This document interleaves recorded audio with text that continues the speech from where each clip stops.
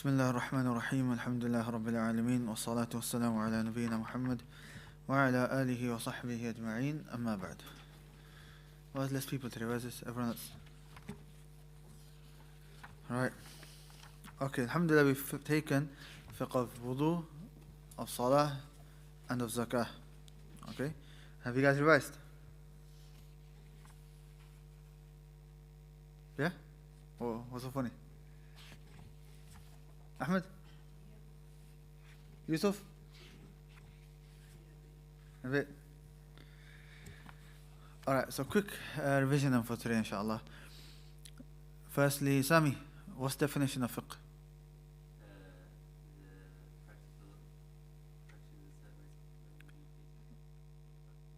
Okay, that's fine. The main thing is that you get the Islamic practical rulings. Okay? Otherwise, the full definition is knowledge of the Islamic practical rulings with its detailed evidences.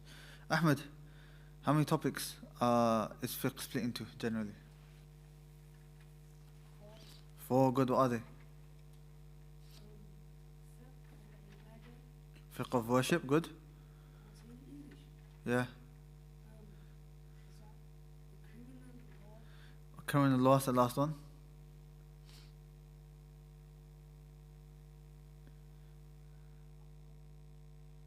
Come on, work it out. What other law? This is Sharia. Fiqh Sharia, basically.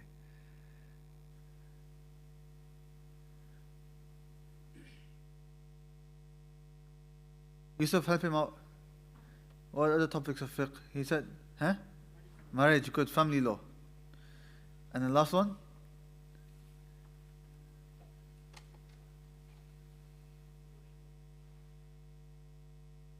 Money, buying and selling, transactions.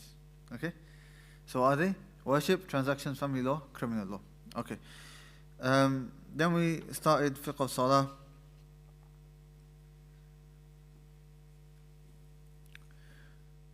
Give me all of the conditions of salah. How many are there, and then mention them? 9. And they are?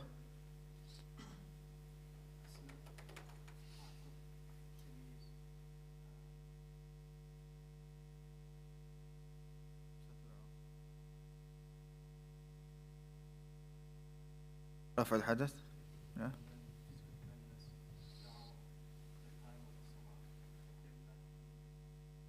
Good. Musa, give me the different types of najasa, of physical impurities.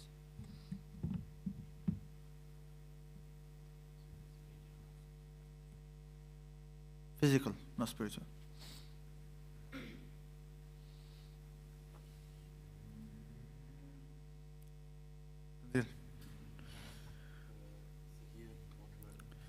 Severe, moderate, and light. A dog, good. You good? No, that was the light one. Moderate is everything else. Good. What are the 3 things that have to be clean? What's your name? Hamad. What are the 3 things that have to be clean when you're praying?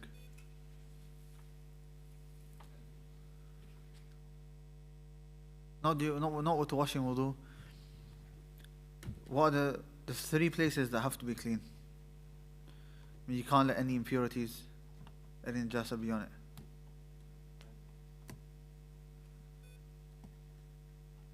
I'll give you a clue. The first one is your clothes. So your clothes have to be clean. The area where you're praying, good. Your skin, so your body, yeah? 3 things.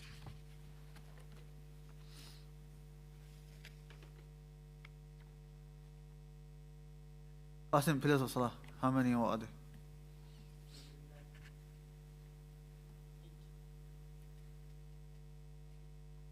Thank you, Mandub. 14, yeah. Takbiratul ihram. Before that.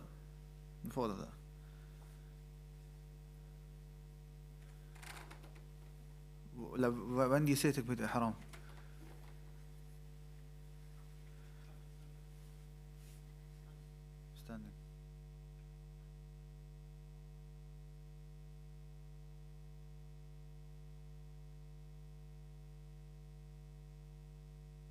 before sujood. So you said ruku' and then what? Standing after ruku'. Getting up, that's one, and sitting between the two is another one.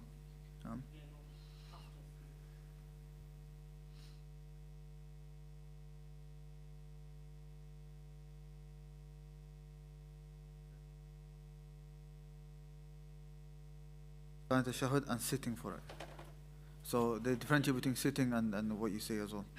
Okay, you go four left. The two salams, okay.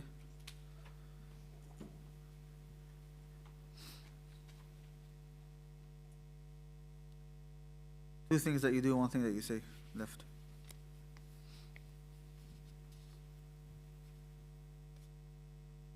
Anyone have you want? Go on above. So, طمأنينة. Difference between khushu and طمأنينة. طمأنينة, what does طمأنينة mean? So tranquility, what's the meaning of that? Yeah, you're in that position enough so that you can say what you need to say. Khushu' is different. Khushu' is like you have 100% concentration, humility during the whole salah. That is not a pillar. Otherwise, most people's salah would not be accepted. Some scholars do. Imam Ghazali, I believe, he said it's a pillar and so on, but generally ulama don't consider that a pillar. Okay. In order, okay. Last one. Sending salam from the Prophet ﷺ. Good. Riyadh, obligations of salah. How many first and then what are there? 8. Are there 3? You say all the takbirat apart from takbirat ihram. Takbirat ihram.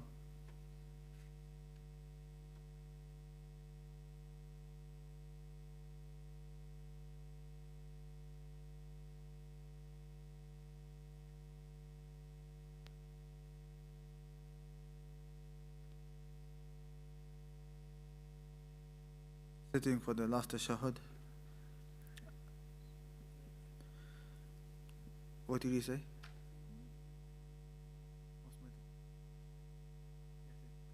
Second tashahhud and saying the second tashahhud. Oh, sorry, first tashahhud. First tashahhud.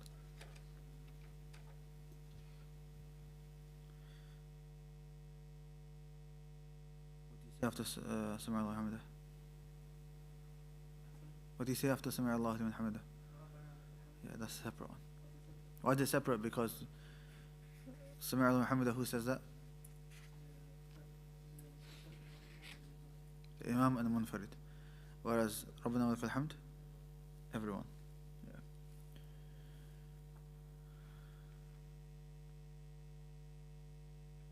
You got it?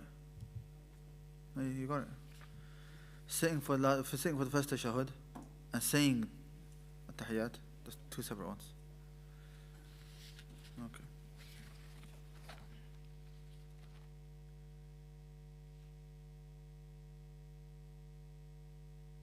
Yusuf, does laughing break your salah?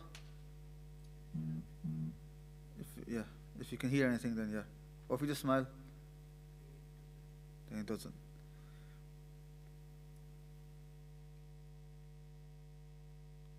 Man, if I move in salah, does that break my salah? Good. Depends on what.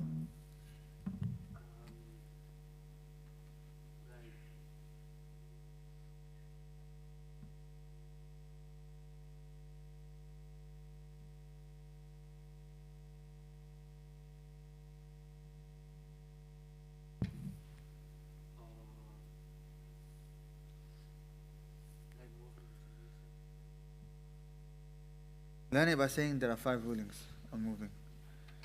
And give each ruling and the definition for it. So it break your salah, so when it's what? When will it break your salah? When it will be haram? When you move a lot without necessity. Okay? Move a lot continuously without a need. If you move a little bit without a need, then what's the ruling? Disliked. If you move a little bit for a need, permissible. If you move to complete the salah, no, to complete, as in to get most reward from the salah. Recommended. And what's the last one?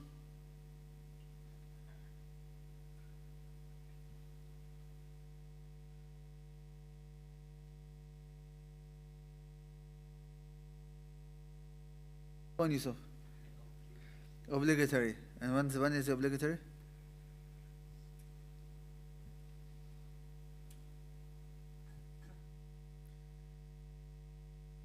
That which the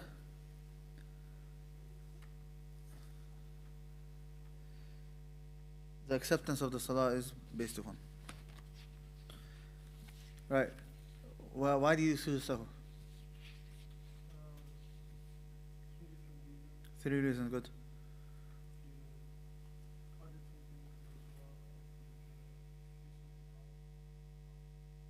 Adding, taking away, and a doubt.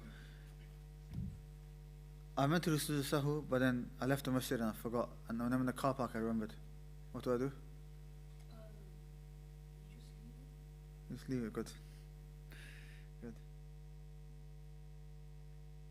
What if I finish my salah and then I have a doubt? Okay, did I do 3 rakats or did I do 4?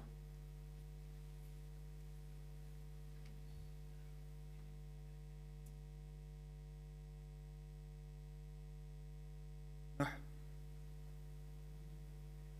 If you finish your salah and a doubt comes after, then you just ignore it.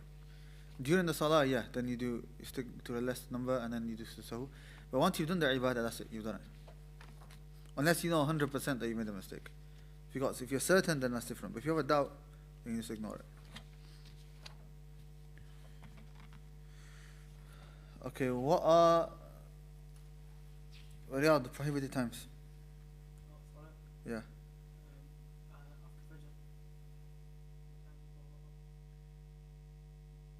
That's a simple way of saying it.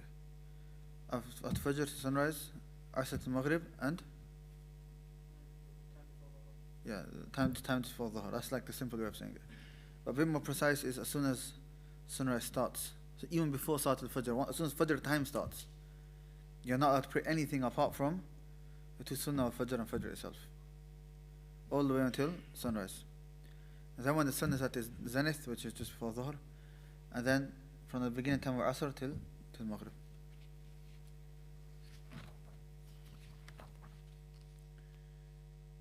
Right. What have conditions of wudu?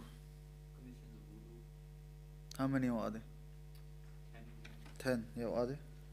Islam, sanity, tamyiz, intention, continuous intention, covering 5 parts.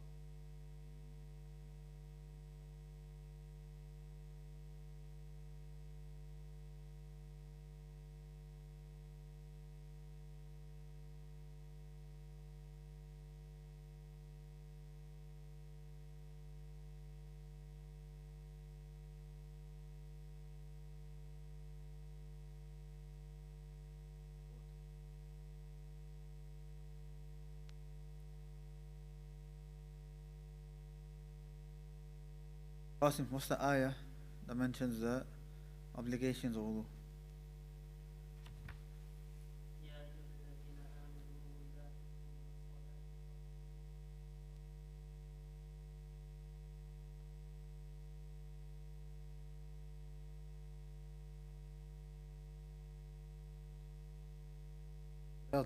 Same ayah.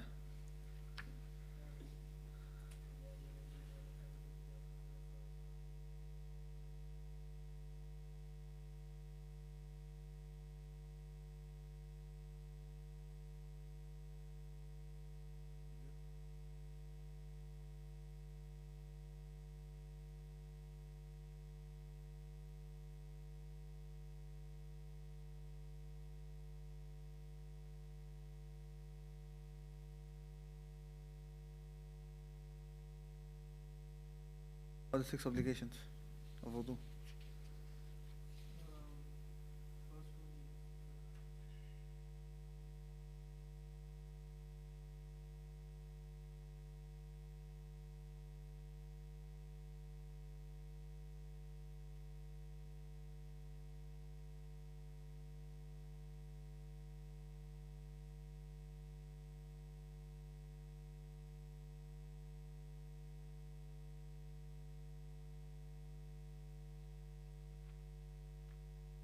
Right. Sami, how do you tayammum? Make an intention, Bismillah, then.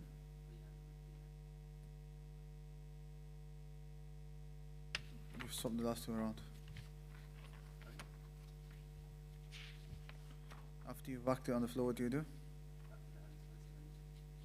You face first and then your hands. But if you do it the other way, it should be fine.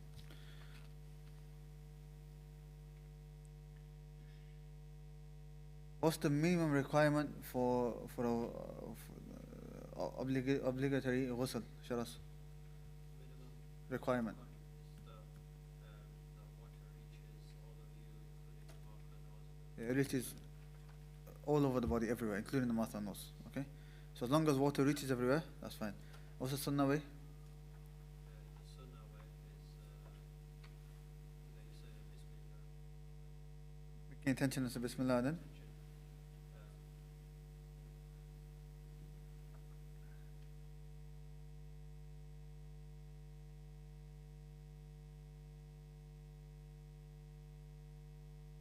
Before that. Oh, actually, first you wash the private area. You wash the private area, and then Then you pour water on yourself. after wash your private area, you do wudu, and then you wash your hands, and then you do wudu, and then you wash the right side, and then the left side. Then the left side, then you wash your feet. You wash your feet if you've delayed it. No. Abdul Subhan, what are the things that make a ghusl obligatory?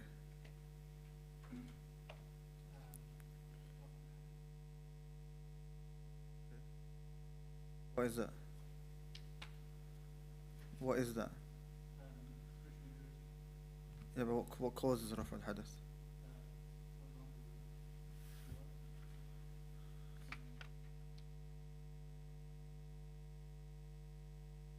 Semen comes out now, that's one. What else?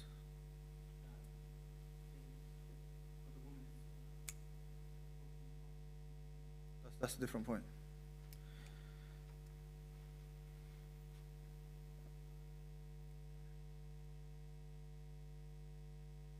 Notice the way ulama explain it, they don't consider hayd part of al-Hadath al-Akbar, because it's slightly different. They may have similar rulings in some areas, but they normally mention it separately. What makes the ghusl obligatory? The ghusl. Yeah. So the first thing, instead of saying Rafa Hadath, they say janaba. Janaba includes semen coming out, and it includes having relations. Them two, okay. What else? Into Islam. Okay.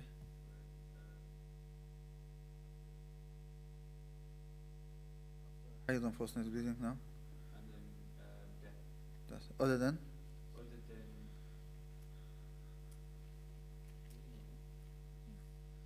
a shaheed. Shaheed you don't wash. A martyr you don't wash.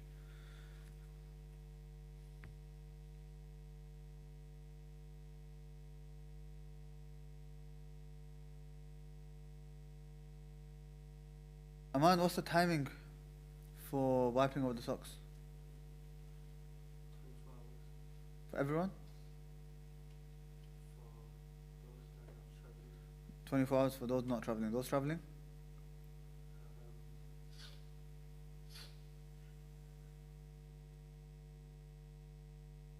3 days and nights, which is 72 hours. Okay, when does the time start?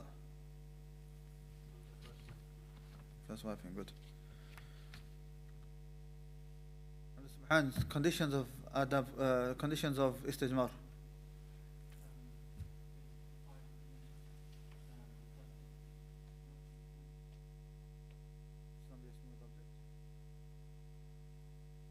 Minimum of 3.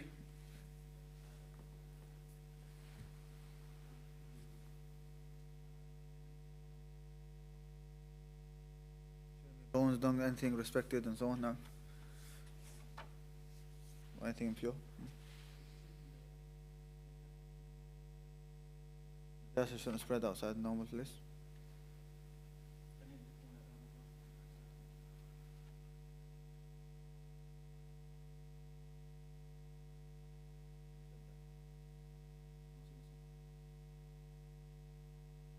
Clean it so much so that whatever's left can only be cleaned with water, which is very little anyway. Okay, that's fine. Let's move on to zakah.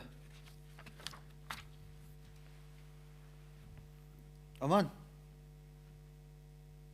is zakat al-fitr a pillar of Islam?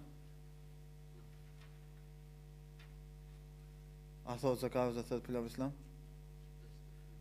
How is it different? Zakat al-fitr you give on Eid. What's the ruling? Do I have to? Is it obligatory to pay on Eid? Okay.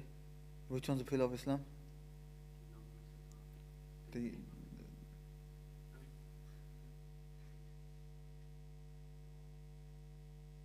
The normal yearly zakah that you pay every single year,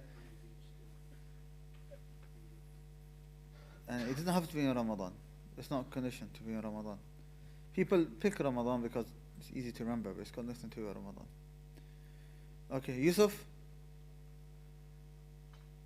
what are the 4 things that you give zakah in?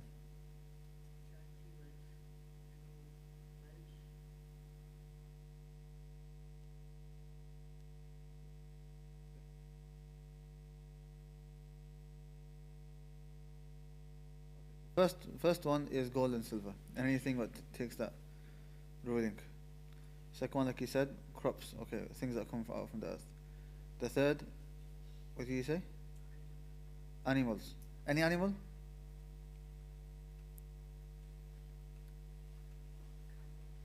They're called Bahimatul An'am, which is camels, cows, and sheep. And goats and buffaloes also included. And the condition is that they have to graze by themselves for the whole year or most of the year. Meaning you don't have to do anything. They do everything themselves, they eat themselves and everything. And the last thing is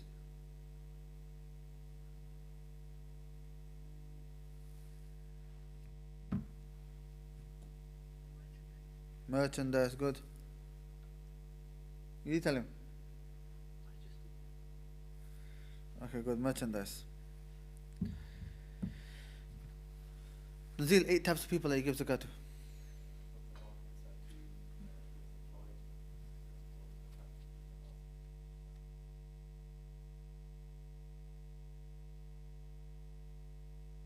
Any slaves? Muslim slaves? No.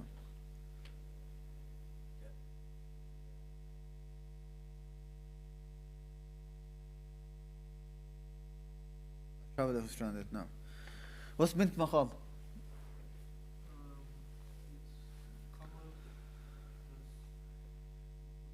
That's 1 year old. What's a cow that's 1 year old? Cow. Tabi'. What's a musinna? 2-year-old cow. Yusuf, what's a jaza'?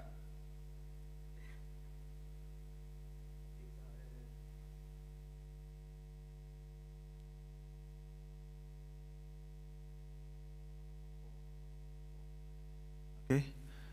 What's a hiqqah? Camel which is 3. What do you call a camel which is 2 years old? Bint Makhud. You join 2 words together. Bint Makhad is 1 year old. Bint Laboon is 2 years old. Right. By the way, the word, I got this checked. For what do you call a 2-year-old cow? Right. In the translation it says Musanna with an A after the S. It's wrong. It's an I after the S. Musinna. Musinna. Yeah, I read it and I was like, that's wrong. So I got it checked and no, it's Musinna.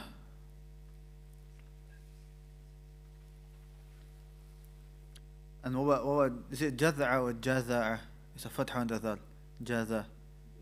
Jaza'a. Okay. Right. Qasim, how much zakah do you give on the crops that are watered naturally? 10%. Good.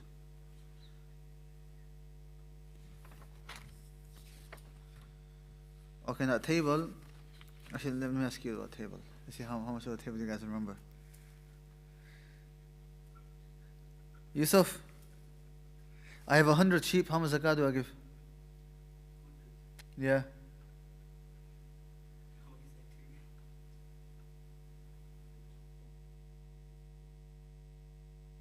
Of? One. Tanzil?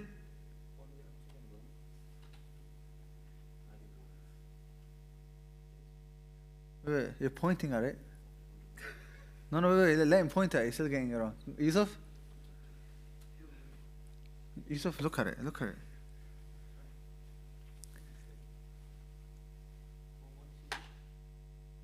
So what did he say? You say 2 or 1? 2 first, okay. And now you're saying? 1, okay, good. Right, 1.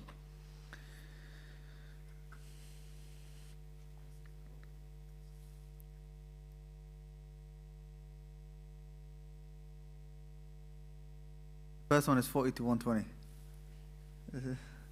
Right. Abdul Subhan, if I have 4 camels, how much zakah?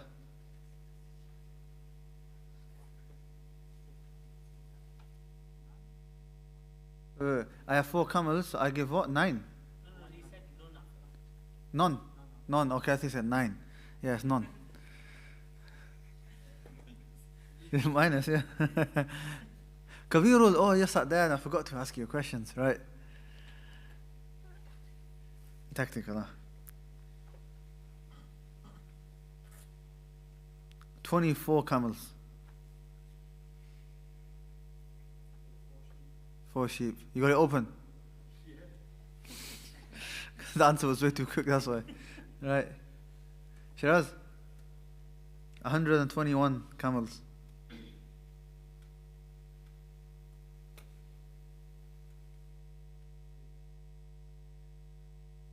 Bint Laboon. Oh, 229 is all written. Okay? Okay, let's start working out now. For camels. Musa? 200 camels. For Hiqqa or 5 Bint Laboon. Good. Ahmed? 170 camels.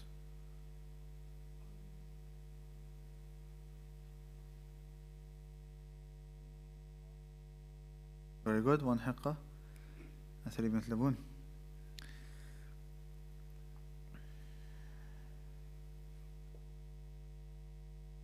Qasim, 130 cows. Cows.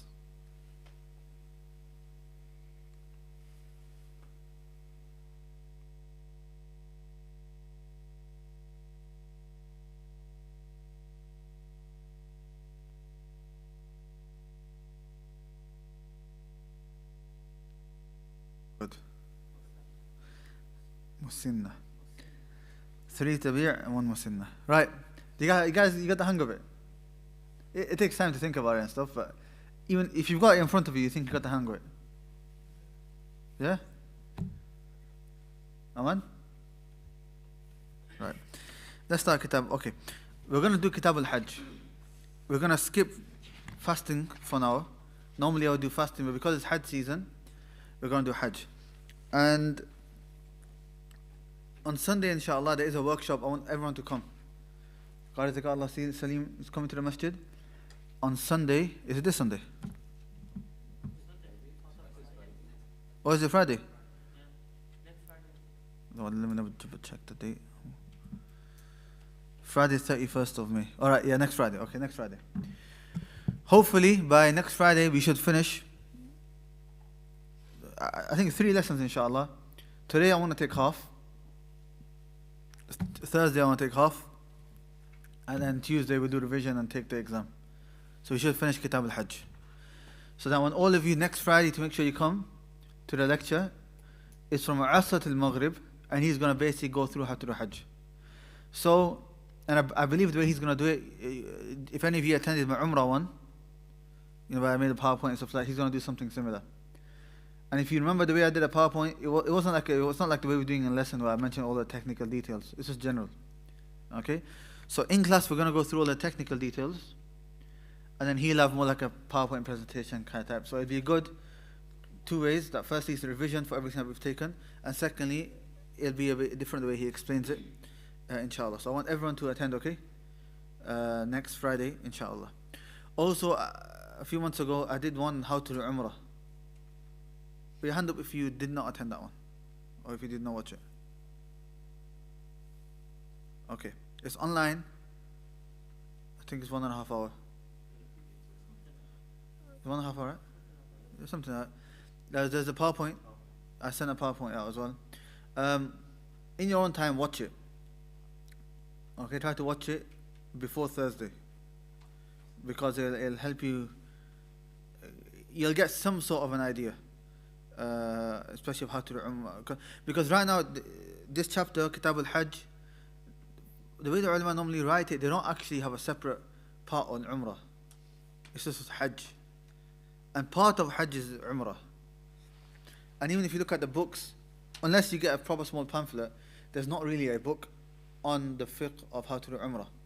Now just recently, Sheikh Faylakawi actually, I was speaking to him, he authored a book on the fiqh of Umrah. And he said the reason he authored the book is because he couldn't find a book just on Umrah. So he sent it me. He asked me to translate it, which I don't know if I'll get the time. Inshallah, it'll be good if I can do it. But we're not actually going to go through Umrah too much. What I will do is, I might in the beginning of next lesson just quickly go through how to do Umrah. Quickly. For Umrah is very small. Umrah takes 2 hours, Hajj is 5-6 days. Okay? Right. The way Kitab al-Hajj is split, right, is similar to how we did Salah. The first half is all the technical rulings, so we're going to learn the pillars and obligatory actions, recommended actions, nullifiers, and so on. All these technical things. Now, some of them might, because people have not done Hajj, it might just go over your head a little bit. Because you've not done it, so you don't have a clue what goes where and how to do what. But then next lesson, we're going to go through how to perform all of Hajj from beginning to end. So we're going to read through the whole description. Just like we did for Salah, we went through the technical rulings, and then we had all the pictures and the description, right? So the same thing here, right? So today, I want to try to go through all of the technical rulings. I need all of you to pay attention, okay?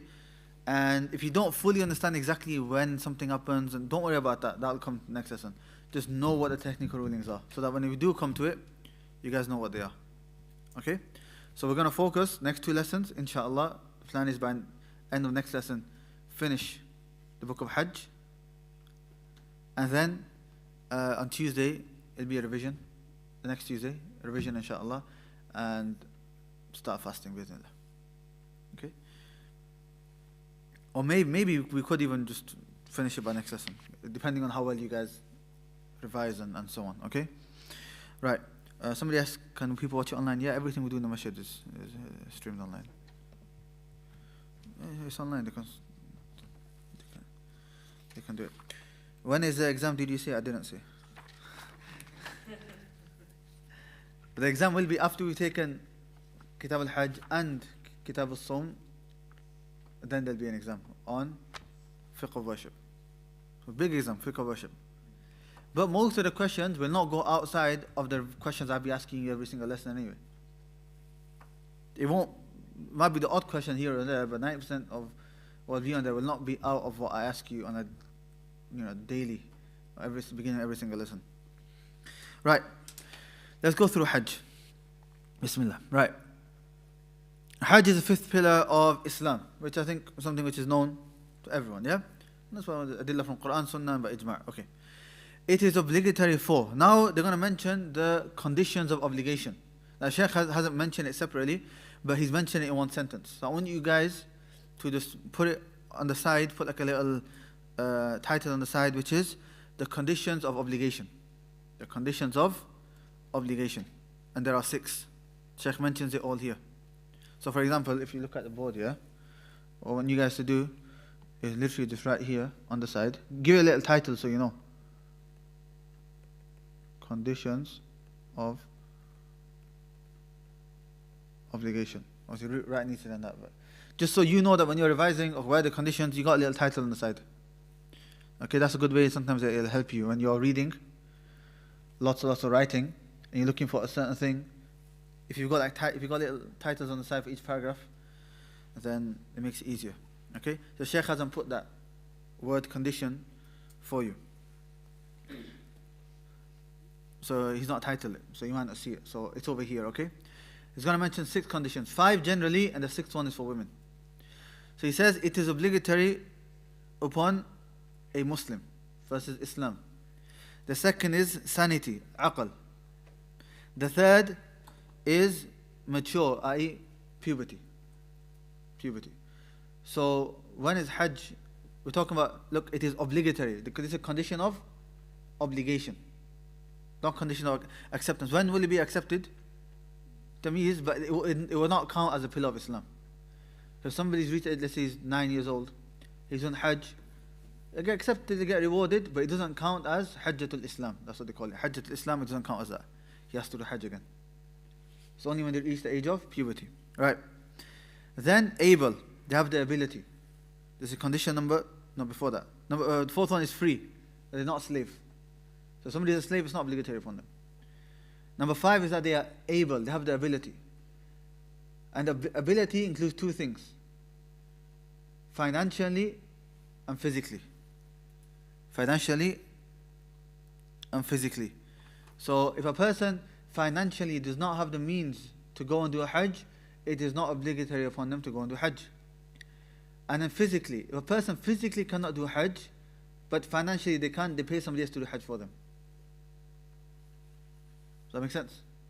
So you got the money, but you just can't do it, you pay somebody else to go do it on your behalf. So that's what it means by ability. So these are 5 conditions. Then the 6th one for women, and a male guardian, a mahram, for a woman who needs to travel to perform Hajj.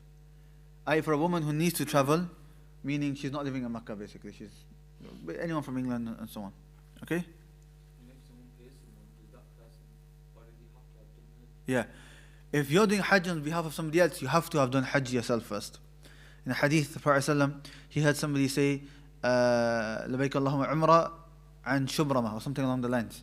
So the Prophet ﷺ said, that, who's Shubrama? Because that means, oh Allah, I'm making Umrah on behalf of Shubrama. And he said, huwa qaribun li, that he's a relative of mine. And the Prophet ﷺ asked him, have you done Hajj on behalf of yourself first? He said, no. He said, then the Prophet ﷺ said, Hajj an nafsik, thumma Hajj an Shubrama. Do Hajj on behalf of yourself first, then do Hajj on Shubrama. So you have to have done Hajj by yourself. Okay. So the 6th condition is a woman needs a mahram. If a woman does not have a mahram, then it is not obligatory upon her to perform Hajj at all.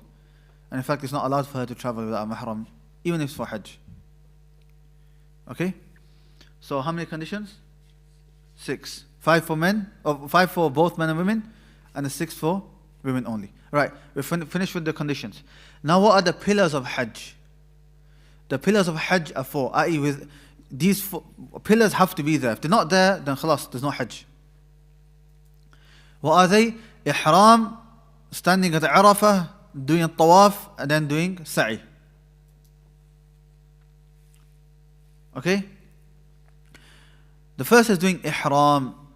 Now ihram, a lot of people when you say ihram, what's ihram? Tanzeel, what's ihram? Huh? Yeah, a lot of people think it's the clothing. They say wear the ihram and so on. That's not the ihram which is talked about here. Ihram is the intention that you make. And when you make that intention, you should be wearing the clothing as well. Okay? But the main meaning of ihram is your intention. Okay? And how do you make this intention? You say out loud, labbaik Allahumma, umrah or hajj or whatever it is that you're doing. Okay? So you make that intention. Now, somebody may say that, oh, aren't you saying the intention out loud? No. The intention is in your heart, but then you just say these words, just like salah.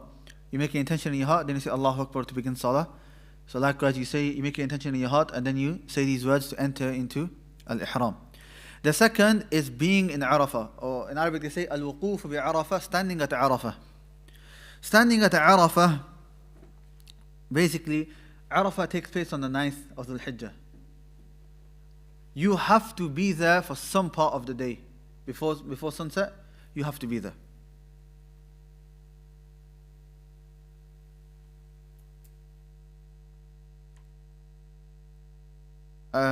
Actually, it says until the day of Fajr on the day of Eid, not until sunset. That's a different ruling which we'll get to. Generally, at sunset when people leave Arafah and you go to Muzdalifah, but you do have a time period until the Fajr of the day of Eid. Okay, which is Eid is next day, 10th. Okay, but the point being is that on the 9th,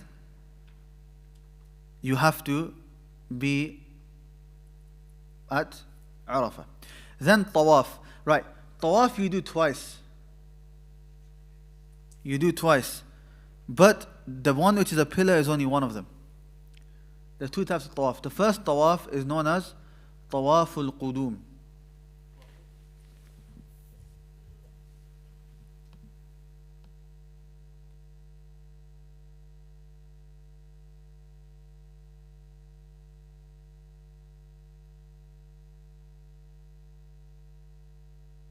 Tawaful Qudum. Tawaful Qudum is the first one, and the second one is known as Tawafu al-Ifadah. And some people call it Tawaf al-Ziyarah. Tawaf al-Ifadah or Ziyarah. Right. Tawaf al-Qudum is when you reach Makkah, you go and do a Tawaf. That is not what is intended over here.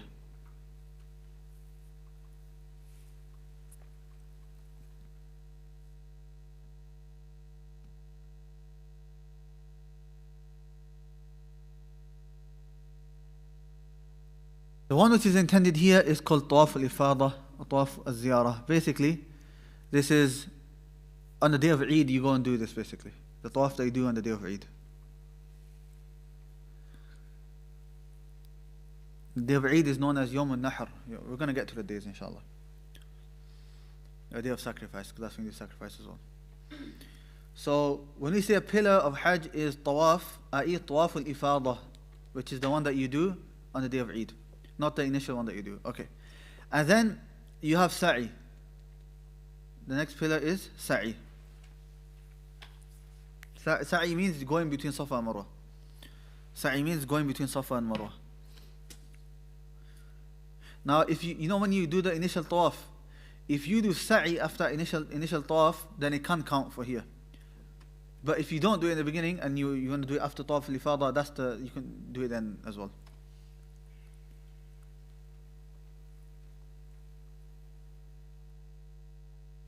So what are the four pillars of Hajj? Ihram, al-Wuquf bi Arafah, Tawaf al-Ifadah, and Sa'i. Yusuf, what are they?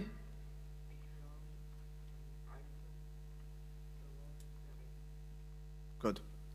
Ihram, Arafah, Tawaf, Sa'i. If you memorize it just like that. Okay.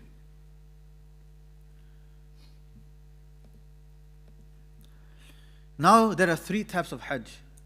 Meaning there are three ways you can do Hajj. And the ulama differ between which is the best. Okay. They differ. But all three are permissible. And in each of them, there are two parts of the definitions. There's one on how to do it, and the second part of the definition is what do you sacrifice as well or no. So the main one that most people do, and then many think this is the strongest, is called Hajj al-Tamattu'. The Prophet ﷺ, he said that if I was alive the next year, I would do Hajj al-Tamattu', I would do this one. That's why many ulama say this is the best one, because the Prophet wanted to do it. Basically what this means is that you go for Hajj, you go Makkah, you go do Umrah. So you gain your Ihram, you do everything that you need to do for Umrah, and then you completely finish your Umrah and you come out of the state of Ihram and you're normal again. And then you wait until when Hajj starts on the 8th of Dhul-Hijjah, and then you do Hajj. Okay? And if you're doing that, you have to sacrifice an animal. Then you have the second type, which is known as Qiran. It says Qarin. Qarin is a person who's doing Qiran. The actual type of Hajj is known as Qiran. The one doing it is known as a Qarin. What's Qiran? Qiran is where a person, he does Umrah, but after finishing Umrah, he doesn't leave the state of Ihram. You stay in the state of Ihram. And then you just wait until Hajj starts, and you do Hajj. So basically, Tamattu' and under the sacrifice as well. They're basically the same, except what's the difference? The first one, tamattu', you do Umrah and Hajj separately. You do Umrah, finish it, and then you do Hajj. Okay? For those that don't understand, if you attended the Umrah thing, you understand what I mean by Ihram. Ihram basically means when you make that intention, you're in a sacred state where you can't do certain things. For example, you can't have marital relations, you can't cut your hair, you can't cut your nails. We're going to get to some of the things, okay, that you can't do. So, tamattu', you do your Umrah and then you come out of Ihram. So meaning you come back to normal, you can do all the stuff. And then when Hajj starts, you go do Hajj. Whereas Qiran, you do your Umrah but then you don't come out of the state of Ihram, you're in a constant state of Ihram until Hajj starts. Okay? Now, when is the time to do this Umrah? It says here, in the month of Hajj. What are the months of Hajj? Straight after Ramadan it starts. So it's going to be Shawwal, Dhul Qa'dah, and the first 10 days of Dhul Hijjah. Yeah? Obviously after Dhul Hijjah, there's no Hajj, so khalas. Okay? So basically, you can go in Shawwal and you can do Umrah with the intention that this is part of the Tamattu' for Hajj, and then you wait 2 months until Hajj starts. Which Hajj starts on the 8th of Dhul Hijjah. You can go on the 7th of Hijjah, the day before, and do it then as well. You can do it any time in there. So if you're doing Qiran, you can do it on the 7th and literally just wait a day and then you're doing Hajj. Or you can go in Shawwal and stay in the state of Ihram for 2 months straight. Meaning you got to wear that Ihram for 2 months straight, which is difficult. What's your question? It's a bit silly, but you have to go back to the state of Ihram. Yeah. If you come out of the state of Ihram, you go back in the state of Ihram for Hajj. No. Okay, the third type is called Ifrad. Ifrad is that you don't do Umrah, you just do Hajj. And there's no sacrifice. Okay? So you just wait until the 8th of the Hijjah and then you just do that. And that's what actually happened with me. That's the one I did. Because we did it with the uni, or with the organization close to the uni. And you need a permit, tasrih, permission to go and do Hajj. Obviously, if you're going with the Umrah company, they'll do that for you. But it didn't come. And we were just in Medina waiting. And it didn't come until literally the day before Arafah. And then we got to Mecca and we joined everyone at Arafah basically. Or the night before, we joined everyone the night before in Mina, and that morning we just went straight to Arafah. So we didn't really have time to go do Umrah and everything. So we had to do this one. Okay? But anyways, these are the 3 types of Hajj. Tamattu', where you do Umrah and Hajj separately and there's a sacrifice. Qiran, Umrah and Hajj together and there's a sacrifice. Ifrad, just Hajj and no sacrifice. Okay? Right, obligations of Hajj. Now we come to obligations. Now obligations, basically, if you leave off a pillar, is your Hajj accepted? No. So if let's say I turned up the day after Arafah, I got delayed a bit more, so I came the next day. Is the Hajj for me? No. For example, Hajj Arafah. Hajj is Arafah. Okay. But an obligation is similar to obligations in Salah. When you mess up in Salah and miss out an obligation, what do you do? Sujood Sahu. So if you miss out an obligation in Hajj, what do you do? Sacrifice. Okay? Which is a sheep which is slaughtered in Makkah and distributed to its people, i.e. the poor people of Makkah. You give this meat to who? The poor people of Makkah. It's not allowed for him to eat some meat. It's not allowed for you to eat that meat either. You just give it. That's it. Right. What are the obligations? He mentioned 7. The first is Ihram from the appointed place which is known as the miqat. So basically there's a certain place where you make your intention from, and it's known as the miqat, which I'll show you shortly inshallah. Okay? So there's a place called the miqat. You have to make your intention before you cross that place, not after. If you make the intention after, then you have to give a sheep. Okay? We call it dam. You have to give it a dam. What some students used to do is, so basically, you can't do Hajj except if you have a permit. And I think the rule then, probably still is now, is that you can only do Hajj every 5 years. I don't know what the rule is now. Is it the same rule now? Yeah? You're going to do Hajj every 5 years unless you're a tour guide. If you're a tour guide, you can do it every year. Otherwise, only every 5 years. Because of how many people go. Otherwise, too many people. So the students who are there, they want to do Hajj, and they're not going to get permission. So then they go and they sneak and you have to climb mountains and all sorts to get there. But now, if the police sees you, some people just go in a car. If he sees you wearing the ihram, he knows you're going for Hajj. He's going to stop you, ask you, has your permission. But what some students would do is that they would wear normal clothes. And they say, I'm not doing Hajj, I'm just going home or going to friend's house or whatever. Okay? So they would do that. So now they pass the miqat with normal clothes. And once they get into Makkah, once they pass all the checkpoints, then they'll put the ihram on. But what's the ruling with the Hajj? They have to give a dam. They have to give a dam. Then you get the other issue that you're doing Hajj by committing a sin, because obviously doing that on purpose, that's a separate issue. But that's what some students used to do. Anyways, the second is to stay in Arafah until sunset for those that arrive during the day. When you do Arafah, you have to stay until sunset. That's the minimum. After sunset, that's when you can leave. But if you get late, for example, you do have until Fajr, but you have to stay there until minimum sunset. Then after that, staying in Muzdalifah. After Arafah, you go to a place called Muzdalifah and you stay the night in Muzdalifah. The number 4 is staying in Mina during the 3 nights after Eid. So after Eid, after the 10th day, 11, 12, and 13, where do you stay? There's a place called Mina. You stay there. Don't worry. Exactly which order and where everything is, like I said, will come next lesson. Right now, just memorize what these are. Then shaving the head or cutting the hair. Shaving, I am going bald, or cutting the hair and shortening it. That's also an obligation. Throwing the pebbles, Ramyul Jamarat, where you go to the 3 Jamarat and you throw pebbles at them. And lastly, the farewell tawaf. Farewell tawaf is basically, farewell tawaf is only an obligation for Hajj. It's not an obligation for Umrah. Farewell tawaf is that whenever you're going to leave Makkah, which could be after the months of Hajj. Whenever you leave Makkah, so you decide after Hajj I want to stay for another month, that's fine. If you decide the day after I'm going back, the thing is, the last thing that you do just before you leave, you go do a farewell tawaf. Okay, you go do farewell tawaf. I remember the first time I was doing it, so one of the brothers was explaining it to me, farewell tawaf.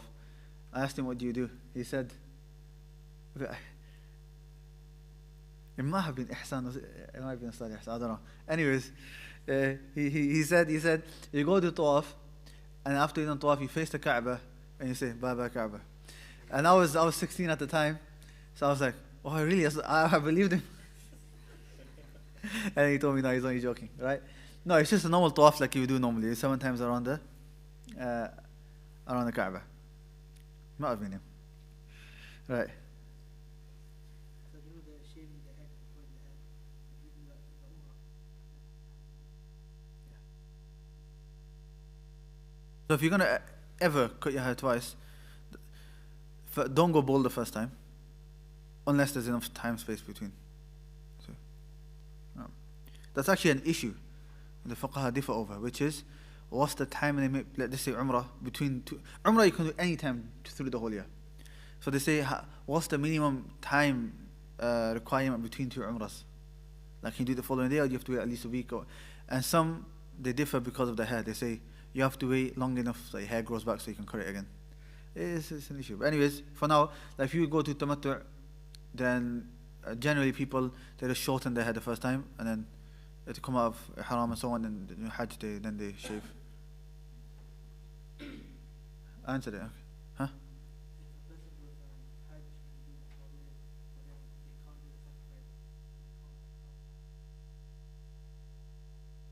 If a person cannot do the sacrifice.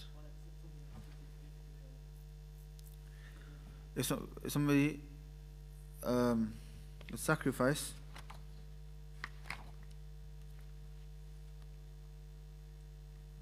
I'm not sure.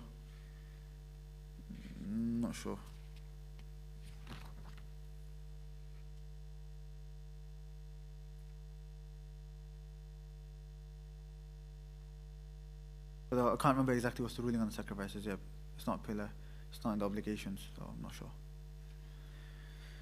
Remind me to check that. Okay, right. Now we're going to come to the miqat. Right. What is the miqat? Miqat is basically the time and place of when you make your intention. So there's 2 types of mawaqit. Mawaqit zamaniya and makaniya. Mawaqit of time and place. The timing is the months of Hajj, Shawwal, Zulqa'dah, Zulhijjah. These months are specific for Hajj. Umrah can be performed anytime. So what's the time miqat for Umrah? Anytime. What's the time miqat for Hajj? These 3 months. Right, that's straightforward. What about the places? Okay, there are 5 places. There are 5 mawaqit, depending on where you are coming from. So if you're leaving Medina, there's a place called Dhul Hulayfa. It's called Dhul Hulayfa. This is when you leave in Medina, everyone goes there, right? That's the miqat for Medina. Al-Juhfa is for those coming from Sham, Egypt, Morocco. Qarn al-Manazil is for people from Najd, which is Riyadh and so on.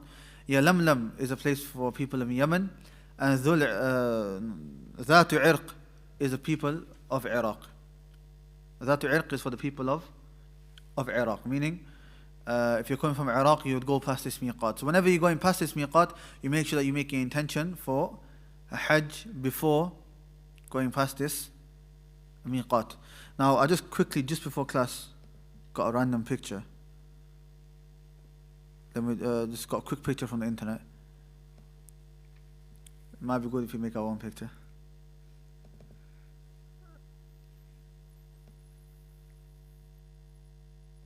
Let me just show you where the mawaqit are.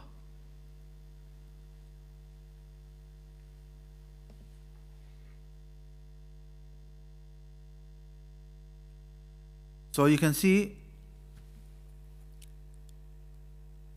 so the Kaaba, that's Makkah in the middle, yeah? Now, this one I'm circling now, that it says Dhul Hulayfa. That's Medina basically. So if you're coming from Medina, you're coming from here, you basically, or you're coming from here basically, you make an intention from Dhul Hulayfa. Juhfa is over here, so if you're coming from here, you make an intention from Juhfa. Yemen, this is Yemen over here, so if you're coming from Yemen, Yalamlam. Iraq, Riyadh is there, so Qarn al-Manazil is here, and Iraq and stuff, Zat al-Irq is over there. So as you can see, they're not that far. The furthest one is Dhul Hulayfa, 450 kilometers.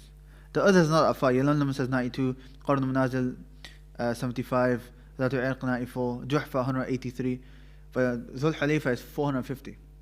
And some ulama say the wisdom behind that is that if you're in Medina, which is a sacred place, when the Prophet ﷺ would leave Medina, or we would leave Medina, straight away you're in the state of Ihram. So even between going from one sacred city to another sacred city, you're in a sacred state, basically. This one, Dhatu Irq. Yeah, this one here. So there's a hadith, famous hadith of Ibn Abbas where he mentions the mawaqit. And Ibn Abbas mentions these 4 basically. Dhul Hulayfa, Juhfa, Yalamlan, Qarn al-Manazil. But he doesn't mention Dhatu Irq. Umar radiallahu anhu came along in his time, and the people of Iraq are basically asking him for where, because if they're over here, right? What's happened to my pen? My pen working. So basically, to make it easier for them, Umar radiallahu anhu, he basically, what's it not working? Umar radiallahu anhu, basically, he made this miqat over here. And subhanAllah, remember when Shaykh Qasim taught us this, Shaykh Qasim actually brought Google Maps out and proper landing and everything. And basically, this works out. Oh, the pen not working. Right. He basically worked out, if you draw a straight line between them two, this is very, very close. I can't remember exactly how many meters it's off by, but it's very, very close. And he was trying to say, the Shaykh Qasim was making the point that look at the fiqh of the Sahaba. At that time, there's no Google Maps, no maps, none of that stuff. And look how close Umar radiallahu anhu was to that line over there, basically. And I read the statement of Ibn Baz. Ibn Baz was saying that if you look at other narrations, there's a hadith of Aisha and Jabir, and another narration Ibn Abbas, the Prophet does mention this miqat, but Umar didn't know. But he said, subhanAllah, look at the fiqh of the Sahaba, that Umar, he didn't know of the other narration, and he said this would be the miqat, and it actually corresponds to the sunnah, even though he didn't know.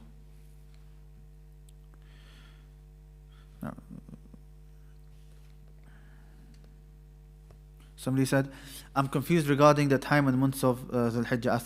Of Hajj. I thought you're only able to perform Hajj during Dhul Hijjah. Hajj itself, i.e. the days of Hajj, which starts on the 8th of Dhul Hijjah, is Dhul Hijjah.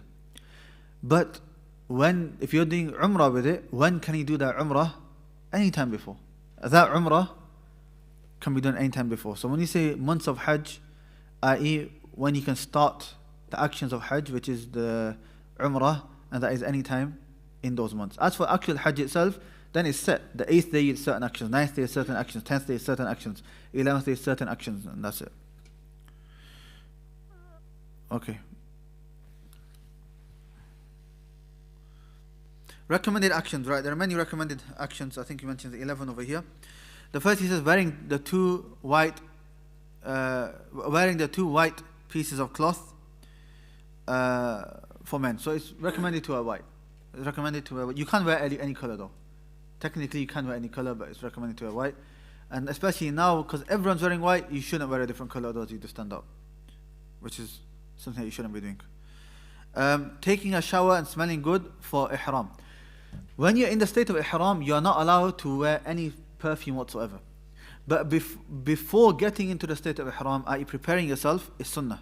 So let's say you're in Medina, you're at a hotel room. Sunnah, put some perfume, have a shower, put some perfume on, cut your nails, all of that before getting into the state of ihram. Once you're past the miqat and in the state of ihram, then it's not allowed. It says the talbiyah from ihram until throwing jamratu al-aqaba. Talbiyah is saying labbaik Allahumma labbaik, labbaik la sharika lak, labbaik innal hamda wa ni'mata lak wal mulk la sharika lak. That's basically the chanting which is done during Hajj and Umrah. So for Umrah, when do you say it? You say it from the making your intention until you enter and you see the houses of Makkah. So you see some people saying it at the masjid. No, you don't say it then, because time's finished. But for Hajj, you say it all the way until you're throwing at Jamratul Aqaba. Jamratul Aqaba is where you throw the pebbles. All the way until there. So until you do that action, you do that talbiyah. It says clipping the nails and shaving the pubic and armpit hair before ihram, as I mentioned. Walking quickly in the first 3 rounds of one doing the intricate tawaf or tawaf of Umrah for the Tamattu'. You know, when you do tawaf, how many times do you go around the Kaaba? 7 times. Out of those 7, the first 3 is sunnah to walk fast. They say, brisk walking. So fast walking. Not running, but fast walking. The first 3. If you have the ability to do so, meaning, if there's a lot of people and you're going to end up whacking people, then don't do it. Or if you're moving somebody on a wheelchair, for example, then don't do it. Okay? So the first 3 you do it, brisk walking, and then the rest, other 4 you do normally. And this is for the men, not for the women. And likewise, doing sa'i, there's between the green lights, that area, men run. That's when you run, but women don't. Okay? The intricate tawaf for the mufrid and qarin, praying Maghrib and Isha together as soon as one reaches Muzdalifah. So after Arafah, you go to Muzdalifah, you combine Maghrib and Isha over there. Exposing the right shoulder for the one doing the intricate tawaf or the tawaf of Umrah. Basically, when you're doing tawaf, you've got your ihram. Okay? Whilst doing tawaf, you get your ihram and you put it under your right shoulder and you expose your right shoulder like that. That is only during tawaf. Aman, when is it? Before tawaf. During tawaf. Pay attention, what are you doing? Shira, sit next to him, make sure that he's doing well. Right.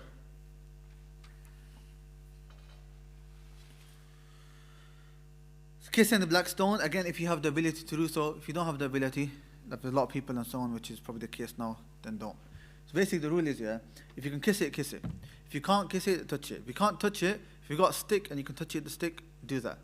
And if you can't do that, then just from far, you just give an ishara, you just give an indication and point to it. Sleeping in Mina on the night before, i.e. the night before Arafah.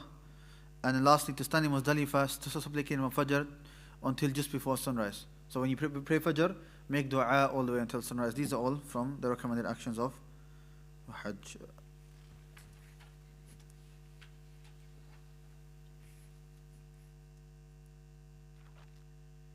Okay, we're coming now to the prohibitions during ihram. These are things which are prohibited, and some of them break your Hajj and some of them don't. We're gonna just learn what they are for now, and then we will. I'll tell you which ones. You know, if you do any of them, which one breaks it, which one doesn't, which one you have to do a sacrifice for, and so on. So there are 9. The first is removing hair from anywhere in the body or the head. You're not allowed. When you're in a state of ihram, you're not allowed to do any of that. And then clipping the nails, it's not allowed to clip the nails. Covering the head for men. If you're a man, you're not allowed to cover the head with something attached to it. Meaning you can't get a hood or get your ihram and cover your head with it. Umbrella you can use. Umbrella you can use, or if you got like a separate bag, because that's not part of your clothing. That's something separate. Okay. Wearing clothes which take the form of any body part. So your ihram is 2 unstitched clothing. For example, you just have 2 pieces of cloth. That's it. 2 pieces of cloth, and you just wrap that around you. Basically, you don't wear clothing with any stitches in there, any holes for you to put your arms in or your legs in or anything like that. The next, wearing the face veil and gloves for women. Okay? So this is something specific for women, which is what? They can't wear a niqab. Women cannot wear a niqab during Hajj. Okay, what if they want to cover their face? If they're wearing the hijab or anything, scarf, and they've got excess from that scarf, they can use that excess that they've got to cover their face.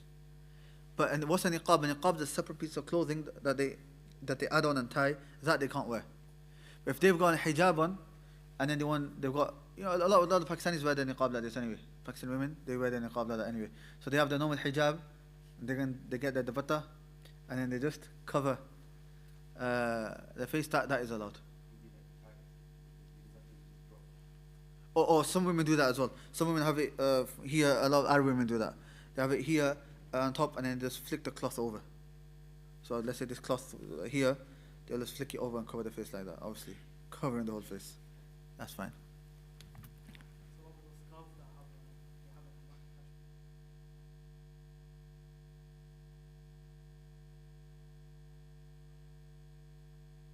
Yeah. Oh, the 3-piece.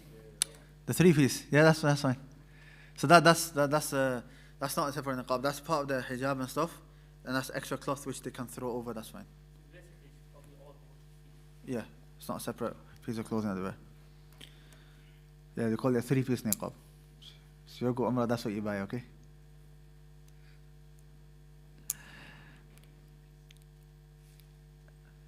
Why are you getting happy? Right. Putting anything that has smell on the body. Perfume. You're not allowed to wear perfume. Killing animals living on the earth and hunting. No hunting in Makkah is allowed. Getting married or marrying someone off. So doing nikah, you get married, or you do somebody else's nikah, you conduct a nikah, like you're the imam or something. That's not allowed. The next one is having marital relations, or touching the spouse in a sexual manner. So even if it's not the actual act itself, anything that leads to that should also be avoided. Right, what's the ruling if somebody does any of these prohibitions? It says here, if one does any of the above forgetfully, out of ignorance, or forcefully, somebody forces them to do it, then there is nothing upon him or her, except for the one who kills an animal. If you kill an animal, then you have to give the sacrifice, which we'll get to. As for all of the others, if you've got an excuse from one of these 3 that we mentioned, then there's nothing upon you. So for example, some people go to ihram and they're just walking and they might put it on their head. And somebody says, what are you doing? Are you covering your head? Oh yeah, I forgot, and he took it off straight away. What's the ruling? It's fine. It's out forgetfulness. Likewise, some people, clipping their nails. Some people bite their nails, and they just don't realize. Okay, if you not realize, then it's fine. Okay, as for doing it intentionally, then the prohibitions are divided into 4. Meaning, if you do any of these 9 things intentionally, then there are 4 rulings. What are these different four rulings? Basically, let's go from right to left. There's those actions where there's no sacrifice, nothing has to be done apart from tawbah, which is getting married or marrying someone off. Likewise, touching one's wife without touching their private parts, and as long as nothing comes out. Okay? That, if somebody does any of these, then the only thing upon them is tawbah. They carry on and they do tawbah. Right. The sacrifice is the same. This is easy. This is hunting. If you kill an animal, then you got to basically sacrifice the same, a similar animal. Okay? Yeah. Huh? Bugs. That wouldn't come under this, wallah.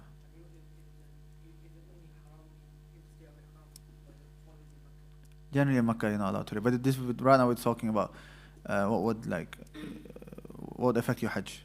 But yeah, generally you shouldn't be doing it anyway. Okay. So far we have what? Basically stuff to do with marriage, apart from actually having intercourse, there's no sacrifice, and it's just tawbah. If you kill an animal, you basically sacrifice a similar animal. Now you have a severe expiation. Severe expiation is a person that has intercourse during Hajj. Okay? If you do that, what happens? If you do it before freeing yourself from the first ihram, it's called tahallul al-awwal. Don't worry about what that means right now. I'll mention it next lesson, inshallah. Remind me if I don't. Basically what happens? Your Hajj becomes invalidated. Khalas. Hajj is not accepted. And completes the Hajj, but you still have to complete it. You can't just say, alright, it's invalidated, so that's it, I go home. No, you have to complete it. Allah says, وَأَتِمُّ الْحَجَّ وَالْعُمْرَةِ. Complete Hajj and Umrah. So even though it is invalidated, you have to complete it. And then you have to do Hajj again, and you have to do a sacrifice. So how many points? Firstly, it's invalidated. Secondly, you have to complete it. Thirdly, you have to do it again. And fourthly, you have to sacrifice an animal. So if you do this during Hajj, you have to do these four things. And this is when it's done before tahallul al-awwal, the first, freeing yourself from the first ihram. If it's done after the first ihram, then your Hajj is correct, but then you have to go do ihram again, and you still have to pay a fidyah. But I'll explain that part. Remind me tomorrow, inshallah, okay? Next lesson. Okay, so far we have three things. We said the marriage issues, apart from intercourse, there's no sacrifice, just tawbah. Killing, sacrifice something similar. Intercourse, severe expiation. Okay, everything else, you give something which is known as fidyatul adha. Fidyatul adha is what? You have a choice between doing three things. Either you fast for 3 days, or you feed 6 poor people. And how much do you feed them? Each half a sa', which is 2 muds. What's a mud? So a handful. So 2 handfuls would be how much you feed them. Nowadays, most things like this, you can do it yourself. Sometimes there are organizations and charity that if you pay them, they'll do it on your behalf as well. Or the third is that you slaughter a sheep, and that meat is distributed to the people of Makkah. Okay? This is called fidyatul adha. Fidyatul adha. Allah says in the Quran, فَفِدْيَةٌ مِّن طَعَامٍ أَوْ صَدَقَةٍ أَوْ نُسُكٍ. Remember that, yeah? So Baqarah. Yeah? So that is done for all of the other prohibitions. So we have 4. 3, they're specific, and the others, fidyatul adha. Okay, very important question now. You guys tell me. If, for example, okay, if I cut my nails intentionally, what do I have to do?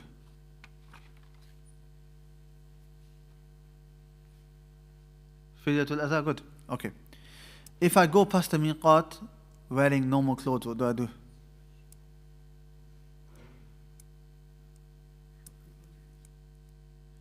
Okay. Don't say fidyatul adha. There's a difference between the expiation for leaving off an obligation and an expiation for doing something which is prohibited. 2 different things.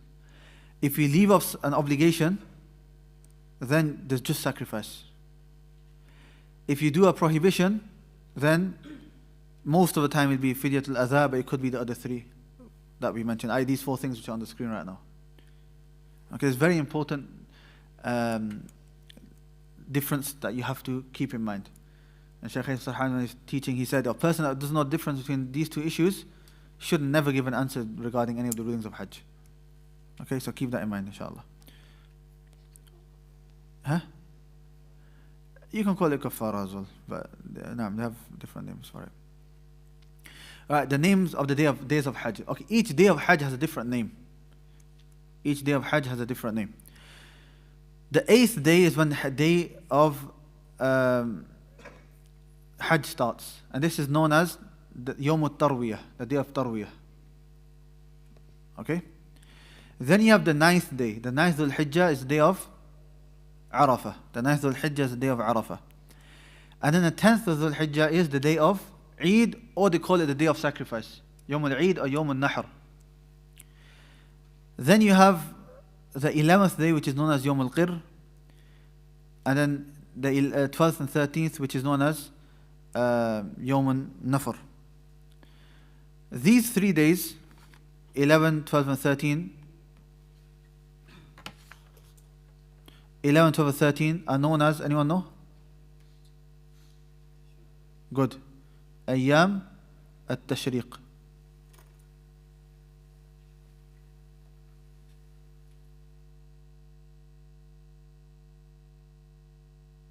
They're known as Ayyamu at-Tashriq. So these are days, for example, if you're not doing Hajj, you're not allowed to fast. These are days of eating. We'll take it in Fiqh of fasting, but you're not allowed to purge them, so these are days of eating and drinking and so on. But these 11, 12 and 13 is known as Ayyam al-Tashriq. So we have the 8th day, which is known as Yawm al-Tarwiyah. Then Arafah, then Yawm al-Eid or Yawm al-Nahr. Then you have the 3 days of Tashriq. Yawm al-Qir and Yawm al-Nafr al-Awwal and Yawm al-Nafr al-Thani. Okay. The last issue, and obviously you have the day of Eid as well, that's mentioned there. The last issue for today, the 5 places to supplicate in Hajj. 5 places where, these are places where a person should be making dua. The first is on the day of Arafah, after Dhuhr until sunset. Basically, whilst you're at Arafah.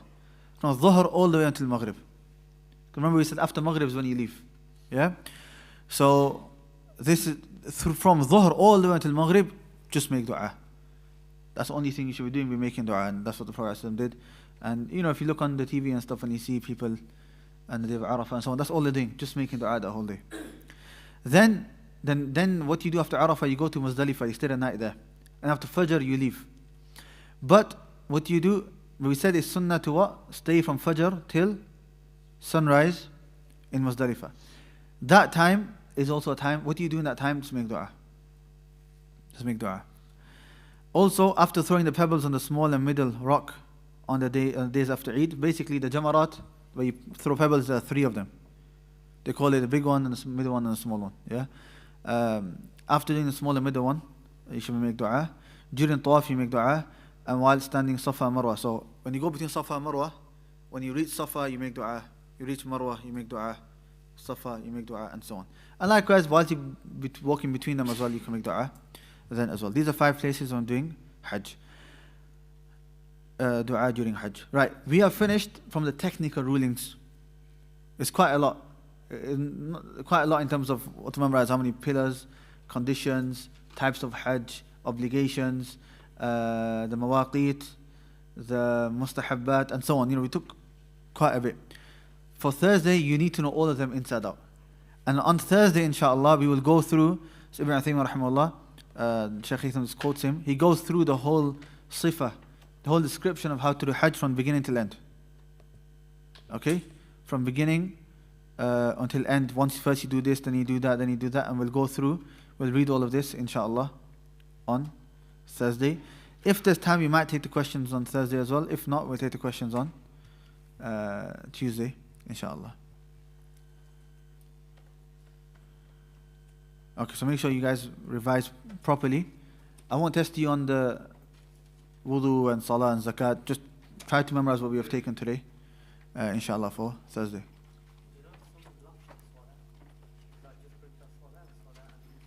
Just breaks the salah. No. Okay, سبحانك اللهم وبحمدك أشهد أن لا إله إلا أنت أستغفرك وأتوب إليك. It's only Hanafis that say it breaks the wudu. I think they use the hadith for Ista'if.